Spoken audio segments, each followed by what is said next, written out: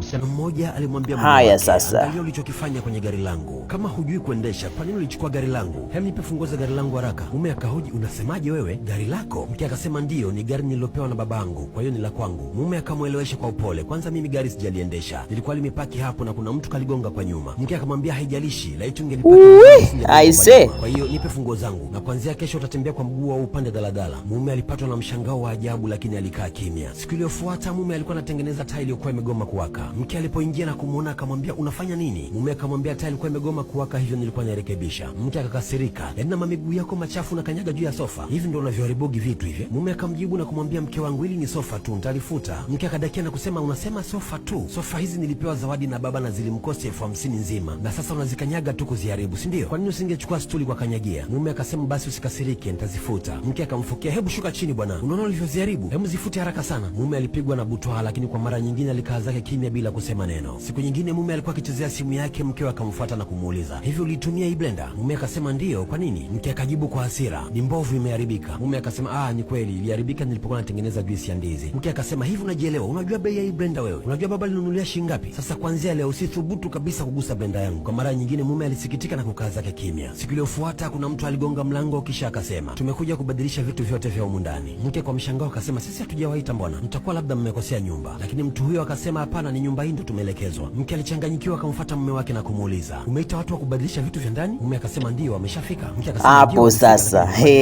mume akasema, vitu vyote tulivyopewa zawadi na wazazi wako, TV, blender, friji, vitu vyote tulivyopewa zawadi na wazazi wako vikusanywe virudishwe kwa baba yako. Mke kwa mshangao akasema, kwa nini unavirudisha vitu vyangu kwa baba? Mume kwa utulivu akasema, kwa sababu kila kitu humu ndani ni cha kwako, mimi sina kitu hapa zaidi ya hii nyumba tu ndo ya kwangu, kwa hiyo navirudisha vitu vyako vyote kwenu na nunua vya kwangu. Mke akajaribu kumtuliza na kumwambia, mimi sikumaanisha hivyo, naona umenielewa vibaya. Mume akasema, hapana, sijakuelewa vibaya, siku zote unanifanya nijihisi mpangaji katika nyumba hii. Kama ni vitu baba yako alitoa kwa hiari yake, wala hakuna aliyemwomba, lakini umekuwa ukinidhihaki na kuninyanyasa kwa ajili ya vitu hivyo, mara gari langu, sofa zangu, blender yangu. Sikia, kabla hujaja nilikuwa na vitu vingine humu ndani, na sasa nitanunua vingine vya baba yako, virudishe kwake. Mke akaomba samahani, tafadhali usifanye hivyo. Mume akavua sana kusema, na hii hapa ni zawadi alinipa baba yako, chukua umrudishie. Mke akaanza kulia na kusema, kwa nini unafanya hivyo mume wangu? Mume akajibu na kusema, kwa sababu sio ya kwangu. Akatoka zake nje na kuwaacha wahamishaji wakihamisha vitu ndani. Mke alikaa chini kwa masikitiko akiwa kajawa na majuto. Sema umejifunza nini? Mimi ni director Mo.